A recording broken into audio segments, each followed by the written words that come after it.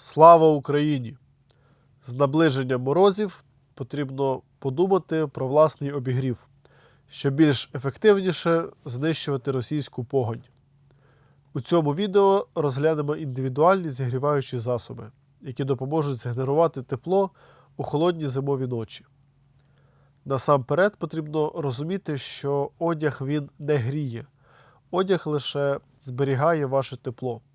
Тому спочатку потрібно подумати про якісний одяг та термобілизну, що в комплексі буде виводити вологу та акумулювати тепло.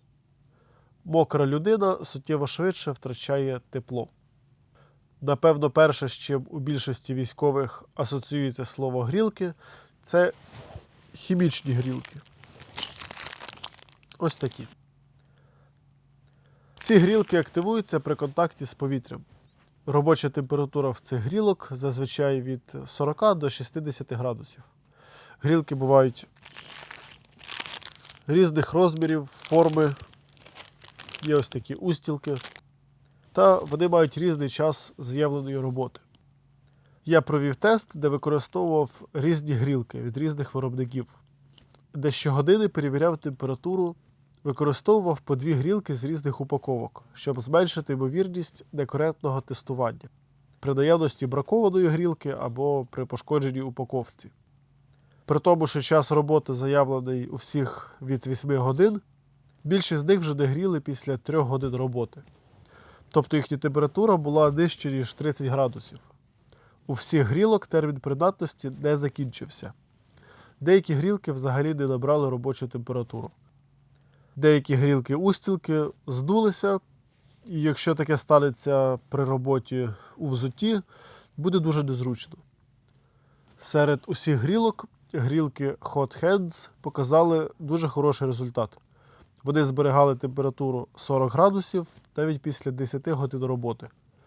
А через 13 годин мали температуру майже 32 градуси, що є доволі хорошим результатом.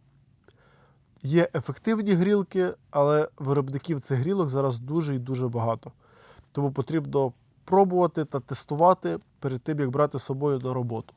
Деякі грілки мають клейкий шар на одній стороні, завдяки якому її можна приклеїти на одяг. Є грілки-устілки, які вкладаються у взуття. Є грілки, які потрібно наклеїти на носок. Є такі, які можна наклеїти на поперек. Але у всіх цих грілок є один нюанс. Вони не працюють без доступу кисню. Якщо ви приклеїте грілку на носок та взуєте взуття, ви перекриєте доступ кисню до грілки, та грілка затухне. Ці грілки можна використовувати у кишенях або приклеїти на одяг, там, де немає постійного щільного прилягання одягу. Переваги, автономність, недоліки, не всі грілки нормально працюють та не працюють без кисню. Хімічні грілки-устілки неефективні. Але це мій особистий досвід використання. Якщо ви маєте інший досвід, поділіться у коментарях. Можливо, ви зможете порекомендувати ті, які дійсно будуть працювати у взутті. Але все ж ноги якось гріти потрібно. І з того, що я виділив для себе ефективний для обігріву стоп, це електричні устілки-грілки. Вони працюють від звичайного павербанку. Устілки вкладаються у взуття, тут є конектори та провід. Провід з'єднується у взутті з цим конектором та пускається під штани. Це виглядає ось так. Тут всередині з'єднання.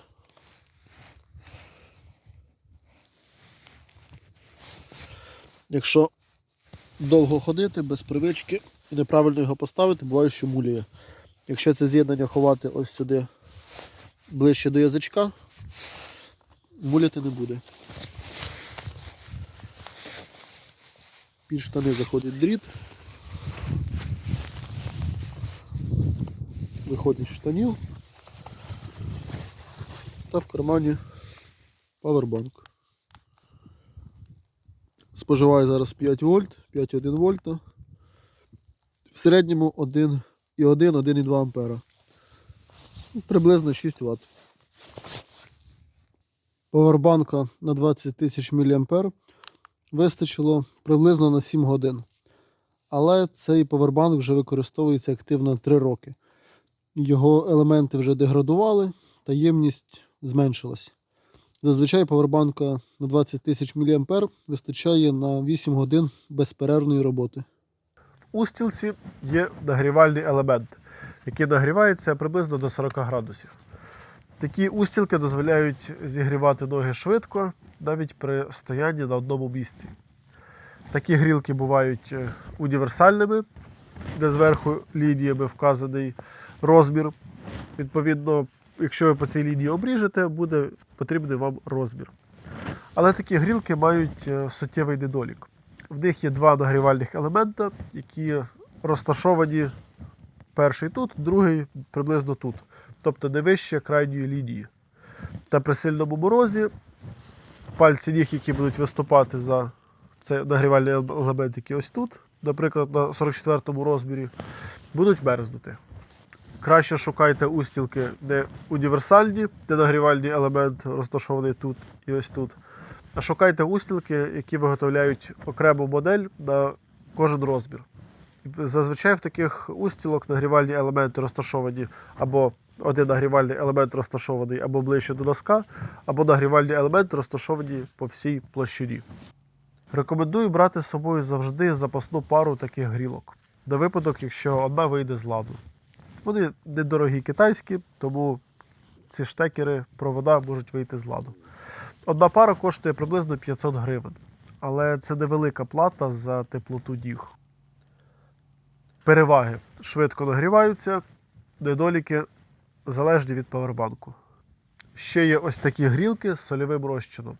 Зазвичай вони у прозорій м'якій упаковці. Ці грілки багаторазові. Активуються спеціальним активатором, який виводить розчин з стану спокою. Активатор буває різної форми. Може бути круглий або ось такою паличкою. Для активації потрібно різко зігнути активатор, після чого грілка миттєво активується. Одразу починає нагріватися, приблизно до 50 градусів. Це саморобна грілка, люб'язно надана Віталієм. Вона після 1 години 20 хвилин все ще мала температуру 40 градусів. І через годину 50 хвилин мала температуру 35 градусів. І такі грілки багаторазові. Для того, щоб її перезарядити, потрібно повністю занурити її у воду та прокип'ятити протягом 10 хвилин. Після повного остигання вона знову буде готова до використання. Переваги: швидко нагрівається, багаторазова, можна зробити самостійно, у інтернеті є рецепти. Недоліки: вона не гріє довго, має великий об'єм та відносно велику вагу. Ще є ось такі каталітичні грілки. Це грілки, які працюють на бензині або на спирті, який горить без полум'я. Грілка складається з корпусу резервуару для палива, всередині якого щось схоже на вату, щоб паливо не витікало при перевертанні грілки. Каталізатора з сіточкою, саме тут відбувається процес безполум'яного горіння, та захисної кришки з отворами. Ця грілка важить 64 грами. Для її роботи потрібно використовувати спирт або очищений бензин. Краще використовувати бензин, тому що він довше горить. Можна використовувати у таких зручних балках з носиком, який має перекриття. Або використовувати бензин калоша. Він буде суттєво дешевший, але потрібно буде наливати з використанням шприца. Або попередньо залити у пляшку з зручним дозатором. Це трохи менш зручно. У цю грілку вміщається приблизно 20 грам бензину. Якщо у вас сіточка закоптилась, її потрібно очистити. Також продаються змінні каталізатори.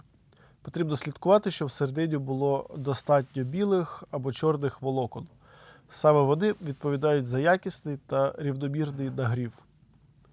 Моя грілка добре гріє приблизно 10 годин. Далі інтенсивність її спадає. але теплою вона залишається більше 14 годин. Щоб активувати каталітичну грілку, потрібно нагріти нижню частину, щоб пари бензину почали випаровуватись, та далі нагріти ось цю сіточку. Якщо забагато в ній було налято бензину, може відбутись така річ.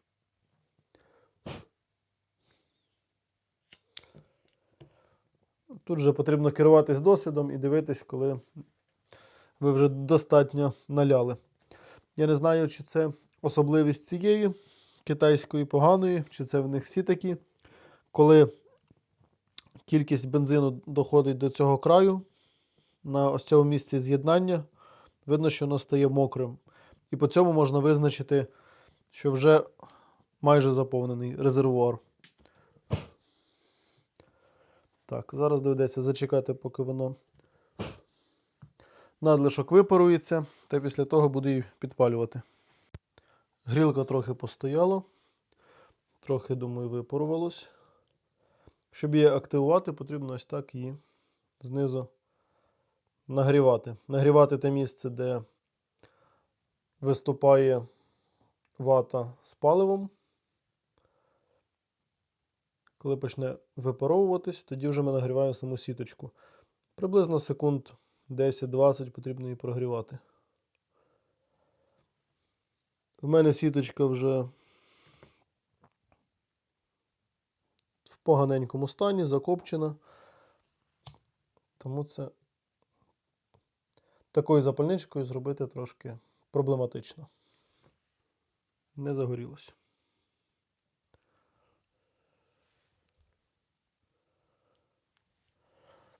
Тому можна використовувати турбовану запальничку.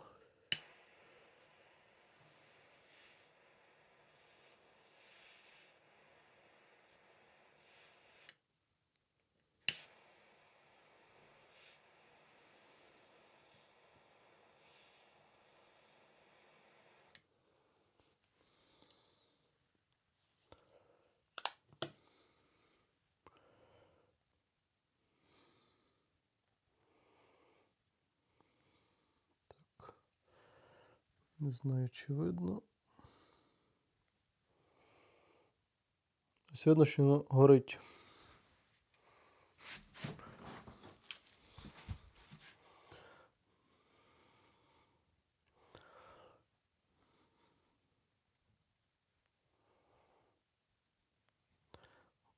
Ось зараз видно, як воно всередині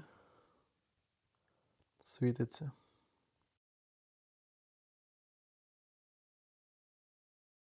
Після чого закриваємо кришку. Час мені замінити сіточку. Закриваємо кришку та можемо грітися. Корпус таких грілок нагрівається до 50-60 градусів. Нагрівається до такої температури, що вона в руці аж пече. Тому в них в комплекті є ще ось такий тканинний чохол. Кидається грілка, можна кидати в кишеню або куди потрібно.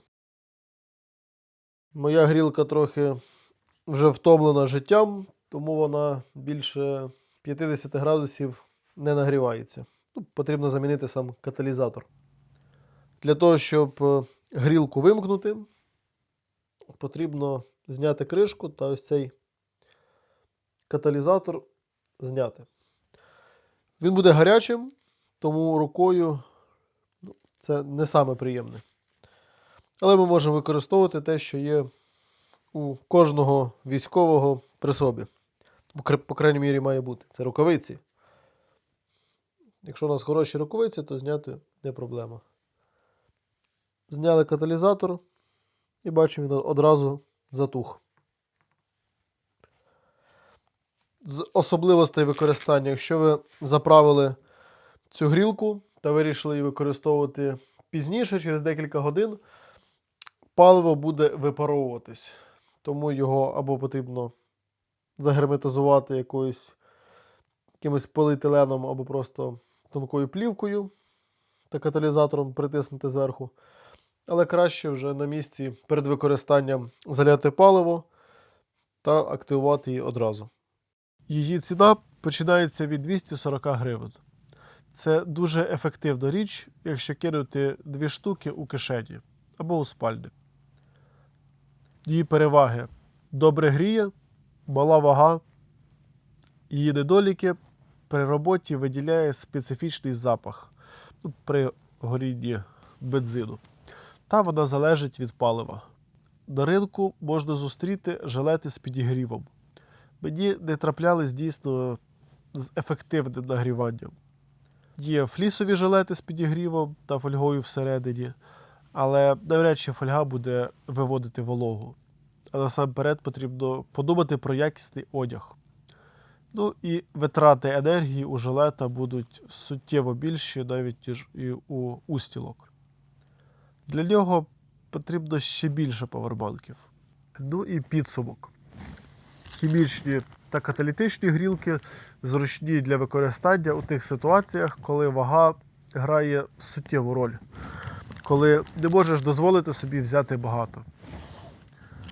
Електричні устілки – чудова робоча річ, яка задовольнить майже всіх. Напевно, окрім тих, хто багато ходить. Самі устілки не найзручніші. Але розраховуйте, що вистачило енергії на весь час перебування. Ці грілки можна включати, наприклад, на годинку, після того, як стопи трохи зігрілися, вимикати задля економії енергії. Сольові грілки будуть корисні тим, хто пересувається на автомобілі, або для кого збільшена вага не грає суттєвої ролі. Наприклад, медики, яким потрібно обігріти 300-го, або підігріти розчини, або ті, хто працюють на блокпостах. Підписуйтесь на канал, тут буде ще дуже багато корисного.